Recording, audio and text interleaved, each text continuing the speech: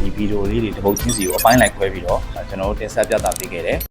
Hello Gym Beginner Course ရဲ့ Day 5 လေးကနေပြန်လည်ကြိုဆိုလိုက်ပါတယ်ကျွန်တော်ခန္ဓာကိုယ်အရှေ့ပိုင်းကြော်သားတွေရဲ့လေ့ကျင့်ခန်းတွေကိုကျွန်တော်ဆွေးနွေးတင်ပြပြီးသွားပြီဖြစ်တယ်တကယ်လို့ခုကြည့်နေတဲ့မိတ်ဆွေတွေကဒီလေ့ကျင့်ခန်းပေါ်မှာကိုယ့်အတွက်အဆင်ပြေမပြေဘူးပုံမှန်မှာဝင်ရောက်ရေးပြီးသွားပြလို့ရတယ်ဒီ course မှာဆိုရင်ကျွန်တော်လေ့ကျင့်ခန်းဗီဒီယိုတွေကိုကျွန်တော်အသေးစိတ်လေးတခြားလေးရှင်းပြပေးခဲ့တာဖြစ်တဲ့အတွက်တချို့ဗီဒီယိုတွေက10မိနစ်တော်လောက်2မိနစ်တော်လောက်ဖြစ်သွားတယ်ပေါ့နော်အဲ့အတွက်ဒီဗီဒီယိုတွေအားလုံးကိုဆက်ပြီးတော့တင်ဆက်ပြသဖို့အတွက်ကြောင့်လည်းကျွန်တော်တို့ဘက်မှာခက်ခဲရှိတယ်အဲ့အတွက်ကြောင့်ကျွန်တော်တို့ဒီဗီဒီယိုလေးတွေတပုတ်ချင်းစီကိုအပိုင်းလိုက်ခွဲပြီးတော့ကျွန်တော်တို့တင်ဆက်ပြသပေးခဲ့တယ်အဲ့အတွက်ကြောင့်ဒီခုကြည့်ရှုနေတဲ့မိတ်ဆွေတွေကစိတ်ထဲမှာမရှင်းတော်လောက်အောင်ထက်နေတော်လောက်အောင်ဖြစ်နေတဲ့အတွက်ကျွန်တော်ဒီချုပ်ပြီးတော့ရှင်းပြပေးအရှေ့ပိုင်းကြွက်သားတွေကိုစပြီးလေ့ကျင့်တော့မယ်ဆိုရင်အရင်ဆုံး chest strap လေ့ကျင့်ရမယ်နော် chest strap ဆိုရင် Smith နဲ့ရင်စလေ့ကျင့်ရမယ်ကစားနေရ2မျိုး Smith barbell incline press နောက်ပြီးကြတော့ပြီးရင် Smith band press နော် chest လေ့ကျင့်ပြီးသွားပြီဆိုရင်တော့ bicep တွက်သွားမယ်ပေါ့နော် bicep တွက်ဆိုရင်လည်း bicep က bicep barbell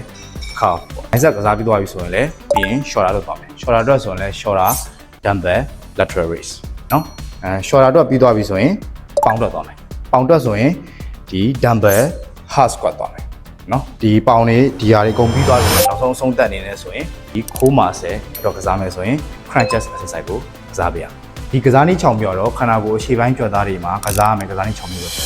နောက်လာမယ့်ဗီဒီယိုတွေမှာတော့ကျွန်တော်ခန္ဓာကိုယ်နောက်ချမ်းကြွက်သားနဲ့ပတ်သက်တဲ့လေ့ကျင့်ခန်းတွေကိုဆက်လက်တင်ပြပေးသွားမှာဖြစ်တယ်အဲ့အတွက်ကြောင့်ကျွန်တော်တို့ရဲ့ page လေးကို like and follow လုပ်ထားပေးဖို့အတွက်လည်းမေတ္တာရက်ခံခြင်းနဲ့တကယ်လို့သိလို့ပါပဲဖြစ်ဖြစ်ဆွေးနွေးချင်တာပဲဖြစ်ဖြစ် comment မှာဝင်ရောက်ဆွေးနွေးနိုင်ပါတယ်နောက်ဗီဒီယိုမှာပြန်တွေ့ကြအောင်